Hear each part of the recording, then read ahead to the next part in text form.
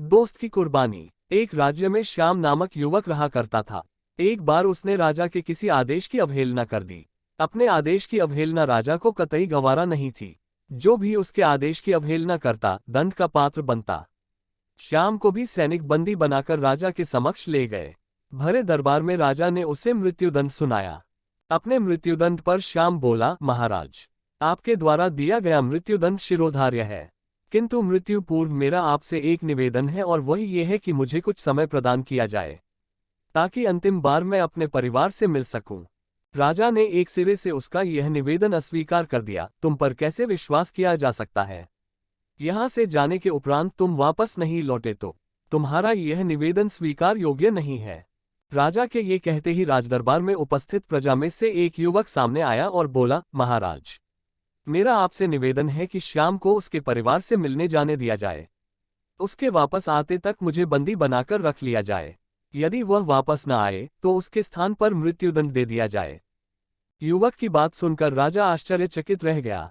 पहली बार ऐसा कोई व्यक्ति उसके सामने था जो किसी अन्य के लिए अपने प्राण देने तत्पर था। राजा ने पूछा, कौन हो युवक और इसका स्थान क्यों लेना चाहते हो? महाराज, मेरा नाम कन्हैया है। मैं श्याम का मित्र हूँ।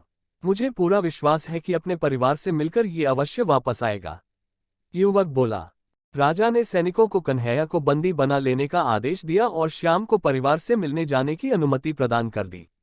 श्याम को 6 घंटे का समय दिया गया जिसमें उसे अपने परिवार से मिलकर वापस आना था। श्याम घोड़े पर सवार होकर अपने परिवार से मिलने पहुंचा और सबसे मिलकर तुरंत वापसी की राह पकड़ ली। वह समय व्यर्थ नहीं करना चाहता था। समय पर राजा के समक्ष न पहुंचने पर उसके मित्र के प्राण संकट में पड़ सकते थे। तीव्र गति से घोड़ा दौड़ाते हुए वह राजमहल की ओर चला आ रहा था कि एक स्थान पर वह घोड़े से गिर पड़ा और चोटिल हो गया। इधर निर्धारित 6 घंटे पूरे हो गए। श्याम राजमहल नहीं पहुंच पाया। इस स्थिति में कन्हैया को मृत्युदंड के लिए तैयार किया जाने लगा। अपने अंतिम समय में कन्हैया ने श्याम का स्मरण किया और आंखें बंद कर ली। वह प्रसन्न था कि वह अपने मित्र के काम आ सका, किंतु अंतिम क्षण में श्याम राजमहल पहुंच गया। वह राजा से बोला, देरी के लिए क्षमा महाराज। मैं घोड़े से गिरने के कारण चोटिल हो गया था। अब मैं वापस आ चुका हूं।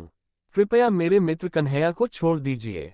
श्याम का कथन सुनकर कन्हैया ऊंचे स्वर में बोला, मित्र, तुम चले जाओ। श्याम बोला, नहीं मित्र, मेरा दंड तुम कैसे भोग सकते हो और मैं तुम ऐसा करने कैसे दे सकता हूं? मेरा दंड है, मैं ही भोगूंगा। तुमने मेरे लिए जो किया उसके लिए मैं तुम्हारी आभारी हूँ। राजा श्याम और कन्हैया की मित्रता देख बहुत प्रसन्न हुआ और बोला, ऐसी मित्रता मैंने आज तक नहीं देखी है। मैं तुम दोनों से बहुत प्रसन्न हूँ और घोषणा करता हूँ कि तुम दोनों में से किसी को भी मृत्युदंड नहीं दिया जाएगा। मैं तुम दोनों स्वतंत्र करता हूँ।